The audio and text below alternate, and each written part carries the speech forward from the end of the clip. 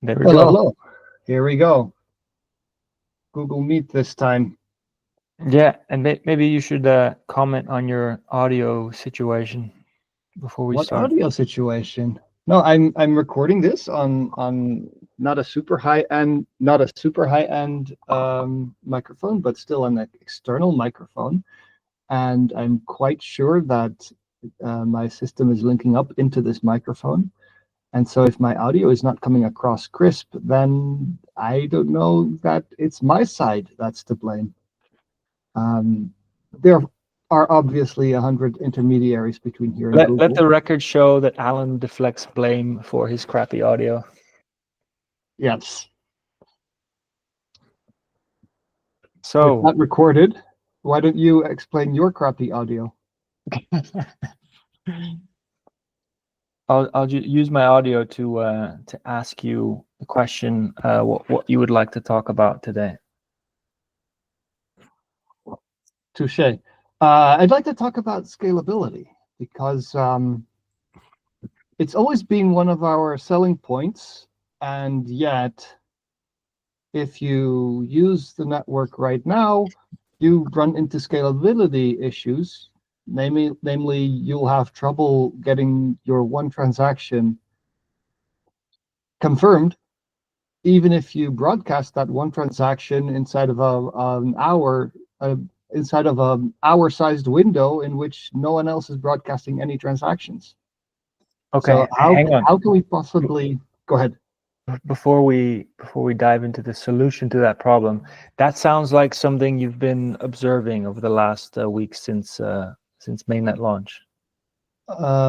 Something that we've been observing and trying to get to the bottom of, because it's one thing to make the observation and it's another thing to determine the root cause. But yeah, it seems to be difficult to get your transaction confirmed, particularly if you broadcast a transaction backed by a proof collection as opposed to a single proof. The difference between those two things, for the audience who might not recall, it's easy to produce a proof collection, but what the thing that can be absorbed into a block is a single proof. And so if you broadcast a proof collection, then you rely on other nodes on the network to upgrade that transaction from a proof collection to a single proof. And that's a difficult task that you should probably pay a fee for, because otherwise, why would anybody do the work? Nevertheless, you get the same security and privacy guarantees from a proof collection that you would get from a single proof. It's just that a single proof is much more usable in the next stages of the pipeline. So that's actually one factor that's explaining the difficulty. It's because someone else has to work on your transaction, and they have to get a fee for it, and the fee market for this type of work is poorly understood and poorly participated in. Fully understood by the participants in the network? Correct. Well, initially poorly understood by the designers even, which is why we failed to explain things properly. We can only explain things after we understand them, and that understanding might still not be complete, but it's a lot better now than it was a few weeks ago. Okay, so let me just recap what you've said up to now. So the when someone submits a transaction and it's in this second category, was this, what was the word you used, like a collection of proofs, or like a... There's two categories: proof collection and single proof. Okay, so when it's a proof collection, it requires some more work by some other node, and those are the ones that are problematic, because for them to do the work, they need to be incentivized to do it, and that's the market part that you're referencing, and those dynamics are sort of emergent, or like it's... I mean, you said poorly understood by the designers themselves. Like, how does that happen? Well, back when we described how mining was going to work on Neptune Cache, we said it's a two-stage process. In stage one, the composer is producing all the proofs necessary to make the block proposal complete. And in stage two, the guesser contributes a nonce such that the hash of the block is smaller than the target. That picture is incomplete. The better description is that the composer, hang on, we chose the word composer because it suggests someone who assembles a block from a bunch of transactions that he might compose a block with. In the end, there is a race going on between all composers. The faster you compose, the sooner you can start guessing. And so a composer has every incentive not to bother with unnecessary work. And so if it is an unnecessary workload to bother to upgrade the transaction initiated by someone else, then the composer will prefer to produce the faster block proposal over including that transaction, because including that transaction means first upgrading the transaction and only then starting on the composition, which takes longer.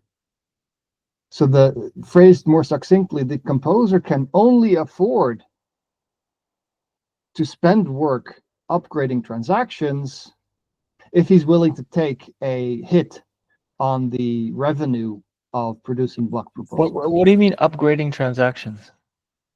Upgrading a transaction someone else initiates from proof collection to single proof, for instance.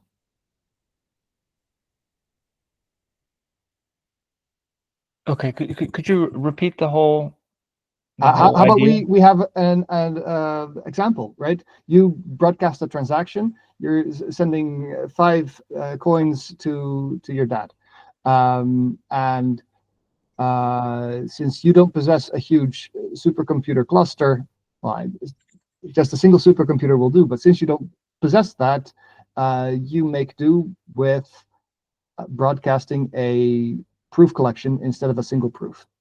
Now, I'm a composer. I am sitting on a huge computer, which is capable of producing a single proof from your proof collection, but I'm looking to make a profit off of producing block compositions. So I see your transaction being broadcasted, and it's time for me to make the next block proposal. In order to include your transaction, I need to upgrade it first. That costs time, which means that my block proposal will arrive on the network later, which means I cannot charge a high fee for it anymore.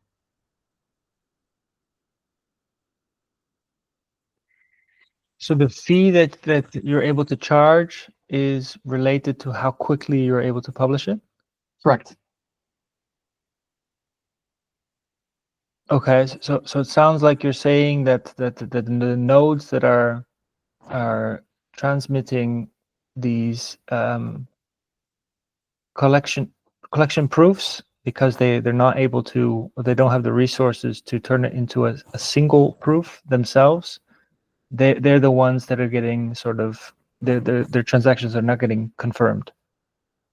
The problems are certainly worse for them, but the problems still persist even for nodes that broadcast transactions backed by single proofs.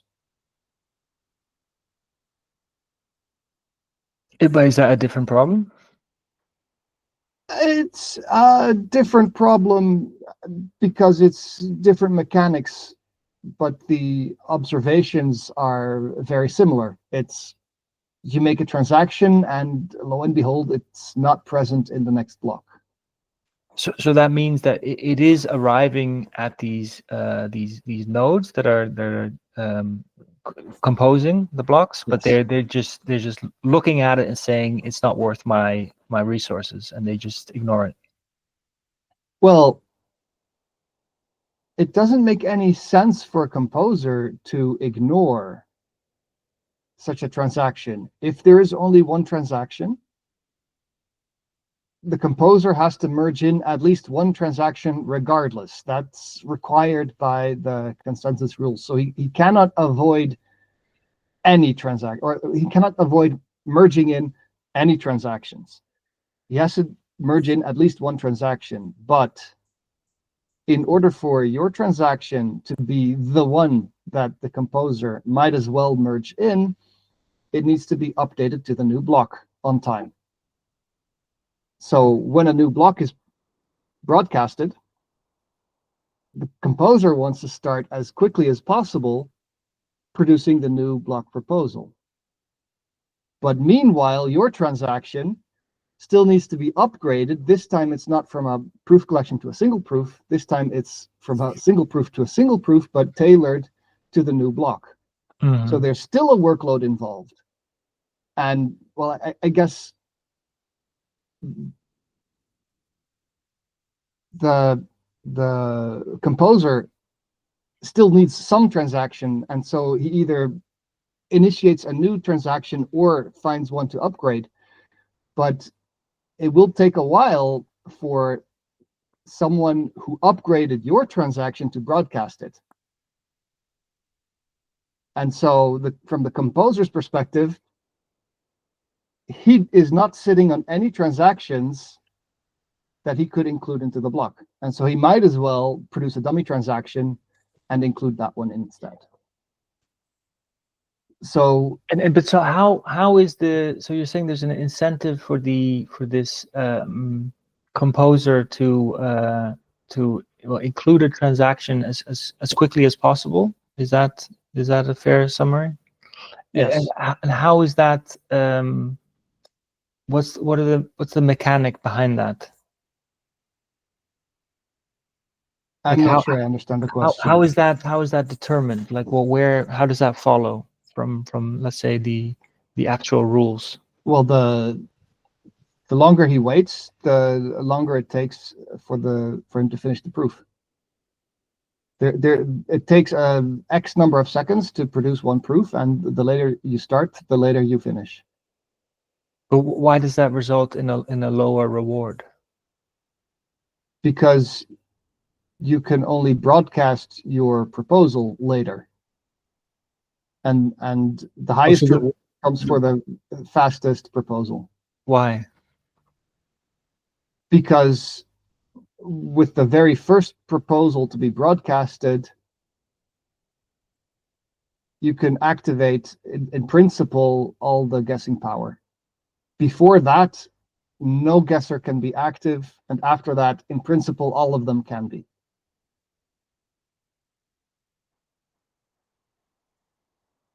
I don't understand the relationship between the guessing power being unlocked. How does that translate into a higher reward?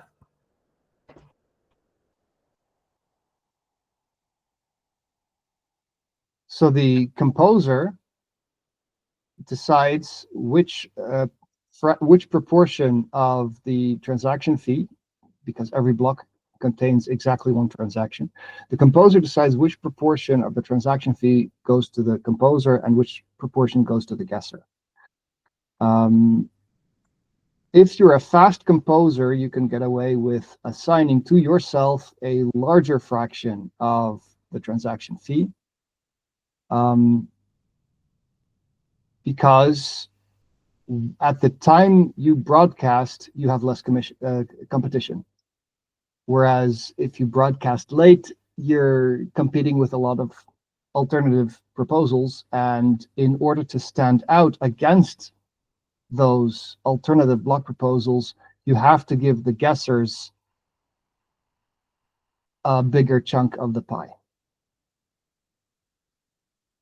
So essentially, the composers outbid each other by reducing their own share in favor of the guessers as time progresses. But that dynamic as designed is working. That dynamic is working just fine.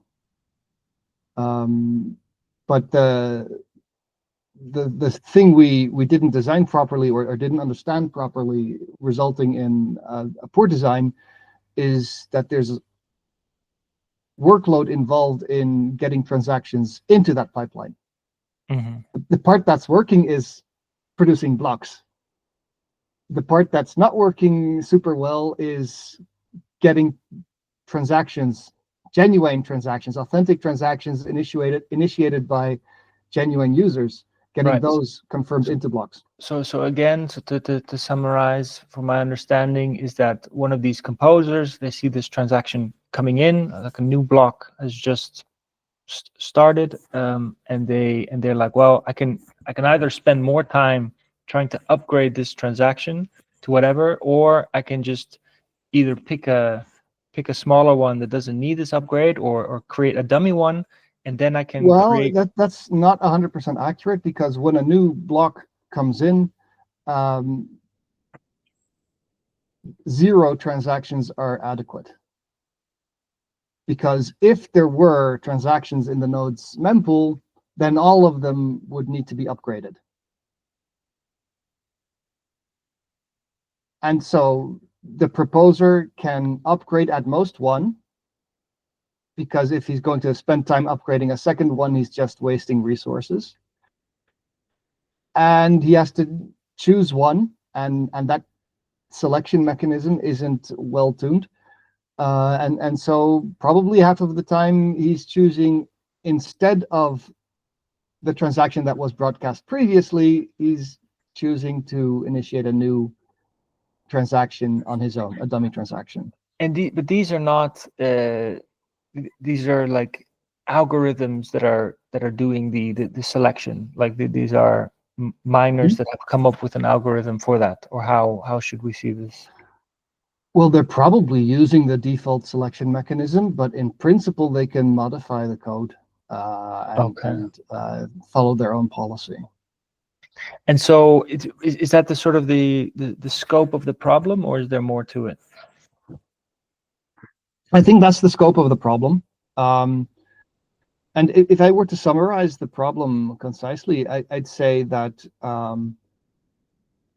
there's a workload to including transactions in blocks that slows composers down, and they're not willing to pay the premium for that. Why would they? And yet, it's possible to solve this.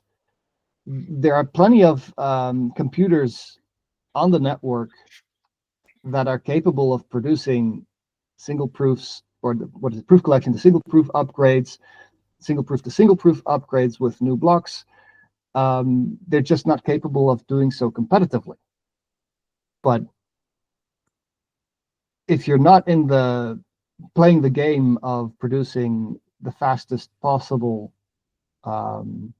block composition, then you might devote some attention to keeping transactions up to date, keep merging them whenever possible, and essentially providing block composers with the optimal transaction to include into their block as quickly as possible.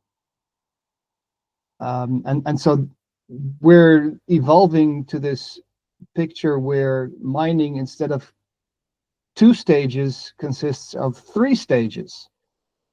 In the first stage, we have this proof-heavy process of combining transactions, upgrading them, and in the end, resulting in one transaction that's as large as possible that could be absorbed into a block. And then the second stage is composition, that's taking this one transaction, merging it, and turning it into a block as quickly as possible and broadcasting that. And then the third stage is guessing as it is now. And so the big difference is that the composer in this new perspective should not bother with unnecessary merges, should not do more than one upgrade step, because his objective is to get the block proposal as quickly as possible. And if you don't have a machine that's big enough to compose competitively, but still quite big, you can still earn fees by upgrading transactions. So can we go back to our original example, but through the eyes of this new mining process, how would things change? So you broadcast your the proof collection transaction, and composers ignore it because it constitutes work for them. But composers are only the second stage of the mining process. Now there's a first stage, or I guess there was a first stage previously, but now there's a 0th stage in which upgraders collect fees for upgrading your transaction. And for them, the metric that is more important than response time is throughput. Because the more transactions they can collect fees from within the period of one block, the richer they get. And so their incentive isn't so much to get the job done as quickly as possible. Their incentive is to get as many jobs done as possible within the time frame of one block. Could you repeat that? Could you repeat that thought? Their incentive is not to get one job done as quickly as possible. Their incentive is to get as many jobs as possible done within the time frame of one block. Because these jobs involve merging transactions. And so the more jobs that they can complete, the more original transactions there were that they can siphon fees from or gobble fees from. But these, you're not introducing like additional transactions. This is still it's a different phase within one transaction. It's a different phase within the transaction confirmation pipeline. Mm-hmm. Yes. With a different incentive mechanism and a different origin of the incentive. The only fees, the only rewards that upgraders can collect is transaction fees produced by the initiators of transactions, whereas the composer can collect a share of that plus a share of the block subsidy.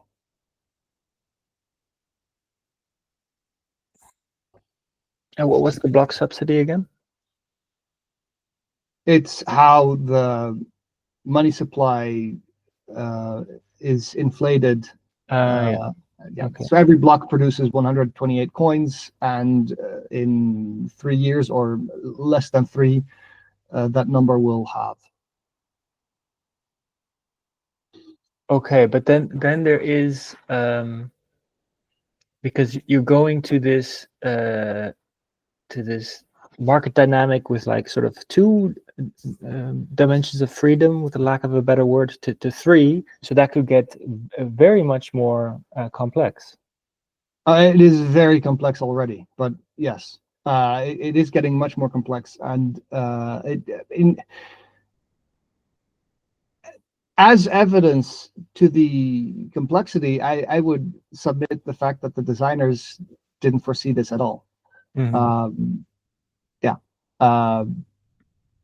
Anyhow, to make a long story short, it seems as though the proper way to think about mining in Neptune Cash is of 3 stages, and you can collect fees for producing proofs, even if you're not on the fastest possible machine.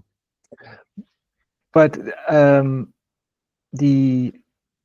I mean, so yes, it might be a lot more complex than initially thought, but the beauties of markets is that you don't need to design sort of the perfect equilibrium. The market emerges in the market. Is that what you like? Are you confident that's what's going to happen? And yeah, I guess that's the question.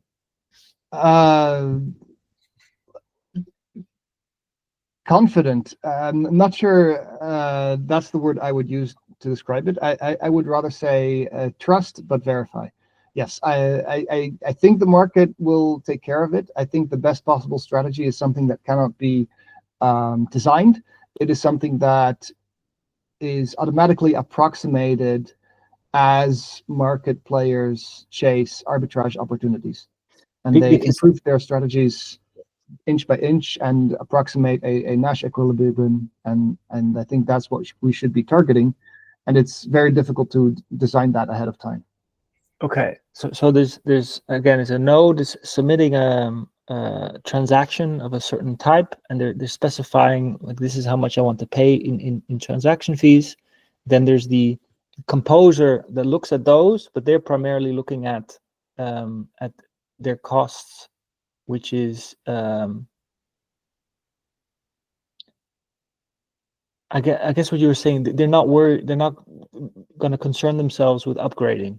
They're just okay, so they are the first step. So they will look at the transaction and what's their consideration going to be? Their objective is to produce a block proposal as quickly as possible. Okay, and so it becomes less quick if it's if it needs to be upgraded? No, because they're not concerned with that. A proof collection to single proof upgrade is this. We call this step raising. That is prohibitively expensive, and so composers will never raise. A composer might do one update, which is where you tailor a single proof transaction to the newest block. But I guess that logic hasn't been written yet. I'm a little fuzzy about how that is achieved. In principle, with this new perspective, we can fix it such that the composer will consider doing one update, because it might be on his pathway, on his fastest pathway towards producing a block proposal. But only one update. A composer would prefer to monitor the network and observe which transaction satisfies two requirements. Firstly, I can include it in a block right away. And secondly, maximizes the profit for me. And so there's a competition between upgraders to always broadcast such a transaction, and over time feed exposure to the composer. So it's not a linear pipeline, because it could be that a transaction is submitted and a composer, it's an easy one, a composer can just process it and it's part of the block, or it's a more it's one of that needs to be upgraded, and then it's the upgrader that handles it. But then after they're done with it, is it part of the block, or does it still go to the composer after that? After the upgrader is done, it still needs to be disseminated, because in the end it's a composer that's going to include it into the block. So the upgrader is going to broadcast the upgraded transaction. But is the once you've upgraded the transaction, then it becomes easy to compose, no? Yes, exactly. So would you expect the upgraders to always also be composers of their own what they produce, or is that not possible? It's possible in principle, but inadvisable, because if you're spending time upgrading, then you're not spending time composing, and you're probably better off in terms of maximizing reward composing if you can do so competitively. If you can't do so competitively, then composing is a losing race, and you probably shouldn't get started doing that, but upgrading is still an option. But is it just like oversimplifying? Is like composing more about latency and upgrading is more about just compute? Throughput, yes. exactly that. Mhm.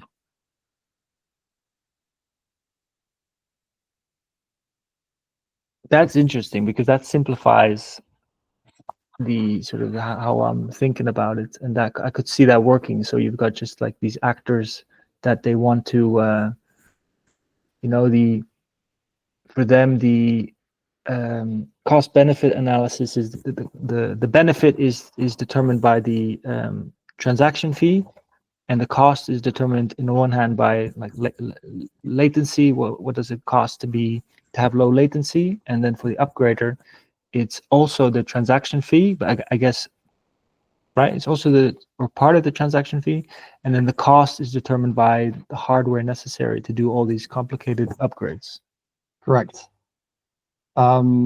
Yeah, so we envision that just as competing composers results in a bigger and bigger and bigger fee for the guesser, so too do competing upgraders result in a bigger and bigger fee for the composer.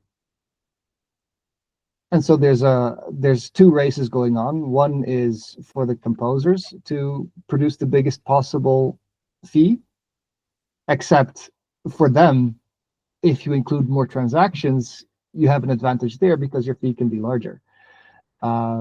That's the one race, and the other race is the one we already have. That's where composers compete to produce the biggest fee for the guesser. Mm-hmm. And then I guess the third race is for between the guessers to find the nonce already. So it's an analogy that you'll probably not like because it's far from perfect, but it's sort of like if you've got the stock market, you've got one firm that just invests in getting the lowest latency so they can make sort of the trading decisions the quickest, and another firm invests in like thinking through everything and down to fundamentals, and they both make decisions the other one cannot make because of the way that they optimize. I don't see why this analogy is not perfect. I think it's the perfect analogy. Okay, good. The second firm, it might be able to solve a computationally heavy problem, and the first one might be doing some front running, and yeah, they are both exploiting a niche in which they excel, and both tasks make the market more efficient. Okay, I think it's a perfect analogy. So using this analogy, explain within this analogy what would be sort of the current situation where something's lacking, like that second firm is lacking, like how second firm doesn't exist, or until recently. We recently started realizing that second firm should start to exist. Right, but and why hasn't it emerged by itself? Because that's part of sort of the language or the protocol itself. Well, in order to understand what's missing, you need to be in the weeds of how this protocol works, and not a lot of people can do that yet. But what I'm saying is that an upgrader firm could not come into existence now with the existing protocol and be profitable, or they absolutely could. They absolutely could. What we see as the role of the protocol designers is to clarify the rules of the game and to provide easy configuration options to play in a particular role in this game, to help bootstrap that market. But all the fundamentals were already in place, and the only difference we can make is to approach the end game faster rather than slower. So you're not going to change the protocol in fundamental ways. We're not going to change the protocol in fundamental ways. Okay. Correct. Okay, cool. Okay, so that's a different category of problem that I thought you were describing. Yeah, thanks for pointing that out. It was a confusion at some point, but there will be zero changes to the consensus protocol. There will be zero changes to the peer-to-peer message format. But if you configure your node to be a composer, now you're not going to bother with merges. So another way, a more Instance. exciting way of putting this is that you've discovered a huge arbitrage opportunity that no one's figured out yet, and that you're going to help the community sort of figure it out now. That's a very poignant way of putting it. And it's worthwhile thinking, what is the conceptual end result of this huge arbitrage opportunity? As the market moves into this void left by the arbitrage opportunity, there will be capacity to process transactions in parallel, up to a limit. I mean, you still have to ensure that one transaction does not conflict with another, but it's a massively parallel market process for confirming transactions. And so in the end, we have a huge scalability, because the limiting factor is the size of the block, essentially. Okay. So on that note, where's Neptune listed? Where can people buy? Safetrade.com. Safetrade.com. And, maybe by the time this video lands somewhere else, I don't know, who knows? Certainly, exchanges that are listening to this podcast should be wondering, why aren't I listing this? Cool. I think that's a good point to close off for today. Sounds good. Thanks. All Take right. care. Thanks. Take care. Bye-bye.